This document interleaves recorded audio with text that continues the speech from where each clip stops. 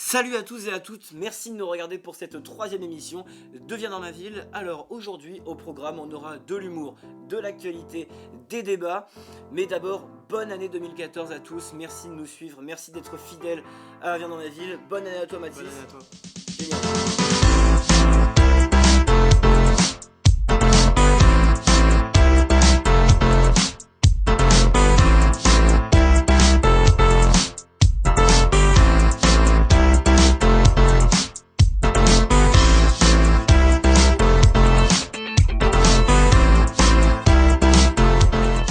Comme vous avez pu le remarquer, je co-anime cette émission avec Mathis Schlatter. Bonjour Mathis. Bonjour Antoine, bonjour à tous.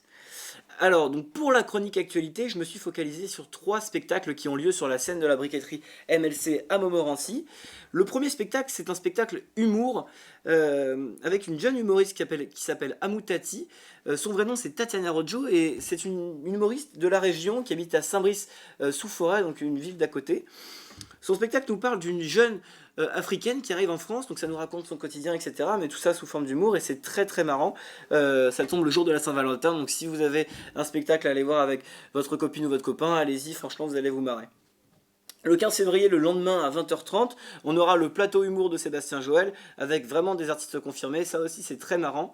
Il y aura d'ailleurs Ryan Gelal qui est l'invité de la semaine qu'on avait reçu pour Viens dans ma ville 2. Ryan Gelal qui se produit 3 fois par semaine au Temple à Paris. Et le 8 mars à 20h30, on aura le concert de Gerardo Di Gusto, qui est un artiste en résidence au conservatoire. Donc c'est une entrée libre dans les limites des places disponibles. Donc renseignement au numéro qui s'affiche en bas à droite de l'écran. On va parler maintenant d'Expose ton style. C'est la 6e édition, c'est un petit peu l'incroyable talent de Montmorency, non ? Et oui, tout à fait, l'événement qui produit les jeunes talents aura lieu le samedi 1er février 2014 à 20h. L'entrée est à 2 €, donc c'est des humoristes, des danseurs, des gens qui font de la photo, c'est vraiment super. La dernière fois, nous étions déjà 300 à y assister, on espère qu'on va pouvoir battre un peu ce record de spectateurs. Bon, on passe maintenant à la chronique humour. Mathis, t'as envie de rigoler ? Je demande que ça. Ok. Alors, c'est les JNM Show qui vous ont réservé quelques petites surprises. C'est 2 humoristes du Val d'Oise. Regardez. Papa, j'ai eu un 5 sur 20 au contrôle de maths. Ça te dérange pas, j'espère? Non, bon, je vais aux toilettes, 2 secondes. Putain. C'est bien, fils. Bon, voilà. Alors, Mathis, qu'est-ce que t'en as pensé ? Je les trouve particulièrement drôles par rapport à d'autres personnes que je côtoie lors de cette émission. D'accord. Merci Mathis. Non, je garde. De toute façon, je te fais la gueule alors. On passe maintenant à l'interview de l'invité local. Et on accueille maintenant Charlotte Charlize. Ça va ? Allez hop, elle a rien voulu savoir. Je vous laisse tous les deux. Alors, j'allais te dire bonjour, mais je vais le snobber. Mais non. Quand as-tu commencé la photo et pourquoi ? J'ai commencé la photo, j'étais toute petite, vraiment, je devais avoir 6 Attends, 2 secondes. Est-ce qu'on pourrait avoir les albums s'il vous plaît ? Merci. Et moi j'ai rien, je suppose. Je te reprends. Je te remercie. Tu m'as fait perdre le fil de mon histoire, de ma toute jeune enfance. Donc j'ai commencé la photo, je devais avoir 6 ou 7 ans, je partais en vacances avec mes parents, ils me filaient leur appareil argentique et je faisais des photos tous les jours. Ça a commencé comme ça en fait, c'était juste un amusement. Puis au fur et à mesure des années, c'était une vraie passion et j'ai essayé d'en faire mon métier, quoi. D'accord. Et est-ce que les réseaux sociaux sont-ils devenus indispensables aux photographes aujourd'hui ? Totalement, vraiment. On y arrive surtout par ça, parce que moi je me fais beaucoup connaître sur ça. Ça dépend des photographes, mais pour se faire vraiment du contact avec la personne ou quoi, pour avoir vraiment un carnet d'adresses complet, faut mieux aller sur les réseaux sociaux. D'accord. Cherches-tu à faire ressentir des émotions particulières à travers tes photos ? À la base, en fait, je cherche surtout à faire plaisir à mes modèles. Je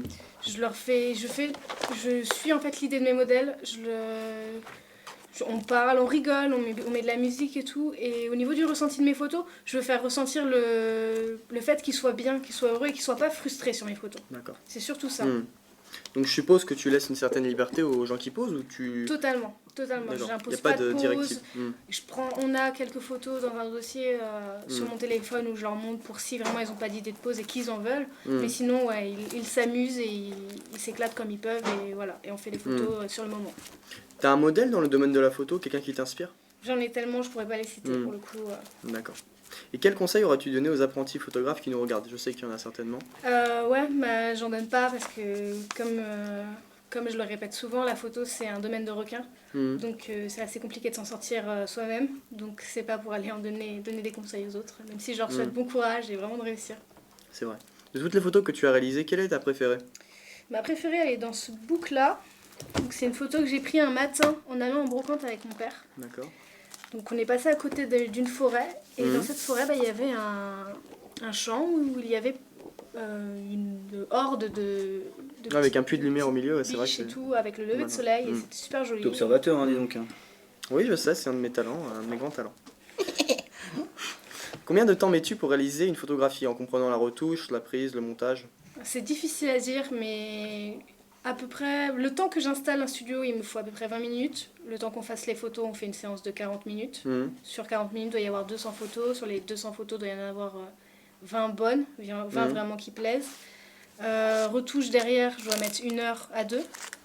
Donc ça fait déjà 3 heures. Et après, si je fais des tirages, je dois mettre 3h30, 4h. D'accord. Et j'ai une question un peu plus personnelle. C'est toujours été une habitude de snobber les gens lorsqu'ils te saluent ou c'est quelque chose comme ça? D'accord. Ok. Donc merci beaucoup Charlotte, je te souhaite Merci une bonne Charlotte d'avoir continuation. répondu. Et bah de rien. Bonne année. Bonne année. Bonne année à toi. On enchaîne maintenant avec la dernière partie de cette émission, c'est le débat. C'est une toute nouvelle chronique et j'ai demandé à Charlotte de rester avec nous. Écoute, concernant ce qui s'est passé tout à l'heure, je tiens à désamorcer la situation. C'était bien une blague. Je sais que j'ai un talent de comique, mais ne le prenez pas au premier degré. Hein. J'ai une très bonne relation avec Antoine et avec Charlotte. On s'entend très bien. Bref, allez. Donc les iPhones. Les iPhones, donc, ce sont les produits donc, de la gamme Apple. Et on va plus s'intéresser aux iPhone 5S et aux iPhone 5C, qui sont les deux derniers produits. Donc ils ont chacun leurs caractéristiques révolutionnaires ou pas, à vous d'en juger.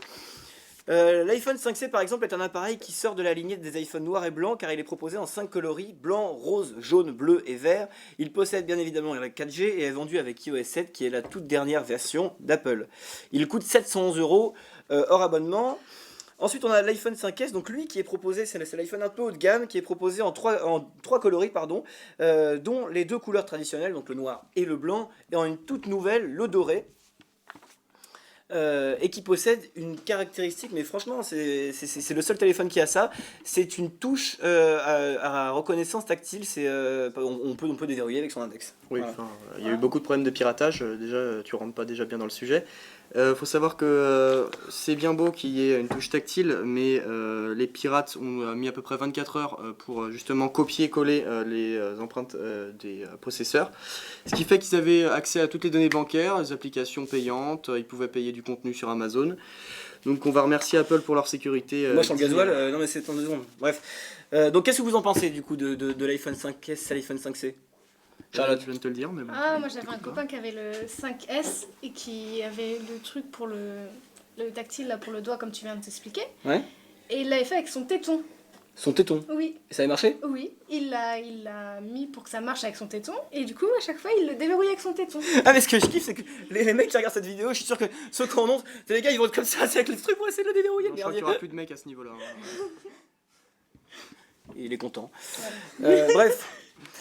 Alors qu'est-ce que vous pensez de l'iPhone 5S et l'iPhone 5C?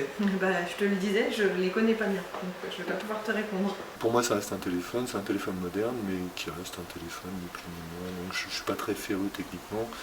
Je le fais mettre au point, et il faut que ça marche tout le temps. Et ce que j'utilise le plus, c'est sans doute la fonction réveil. Pour réveiller le matin et aller au travail. Bah écoutez, j'ai bien un portable, je vous le fais voir, mais je n'ai pas d'iPhone. C'est jamais un très bon produit quand on a le premier comme un prototype et qu'il faut acheter le suivant. C'est une info super scoop. Et voilà, autrement j'ai pas d'iPhone et j'envisage d'en acheter un parce que tout le monde en a chez moi et que c'est vachement pratique. Voilà. Non, Samsung. Non, j'ai été Apple pendant très longtemps et je trouve que c'est plus à la page. Plus à la page. Bah, je suis impatiente de les utiliser parce que je suis en train d'utiliser l'iPhone 4 et voilà, je me réjouis d'utiliser ce nouvel appareil. Donc voilà, donc le débat est fini. Merci de nous avoir regardés pour cette émission. Tu voulais faire les remerciements peut-être? Oui, je vous remercie de m'avoir proposé de faire cette émission, même si c'était avec une rancœur assez aiguë. Et puis je vous souhaite une très bonne soirée. On se dit à la prochaine dans Viens dans ma ville. Salut à tous. Merci à tous de nous avoir regardés pour cette 3e émission de Viens dans ma ville. Merci encore d'être tous les jours plus nombreux à aimer notre page Facebook, notre page YouTube. Merci à Charlotte d'avoir été avec nous. Merci à Mathis d'avoir été avec nous.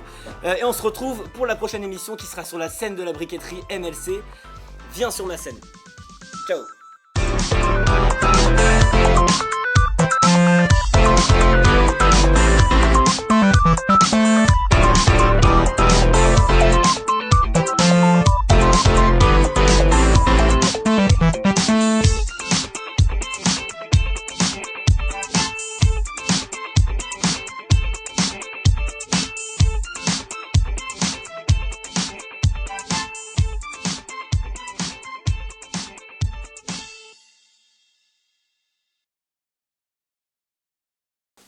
J'aime bien celle-là, moi. Ouais, c'est vrai que... Mais en fait, j'avais une question. Votre humour, là, j'ai pas vraiment compris. Non, mais c'est un nouveau concept. D'accord. On peut pas t'expliquer, on est en train de révolutionner la télé. Tu pourras pas comprendre. Quel con.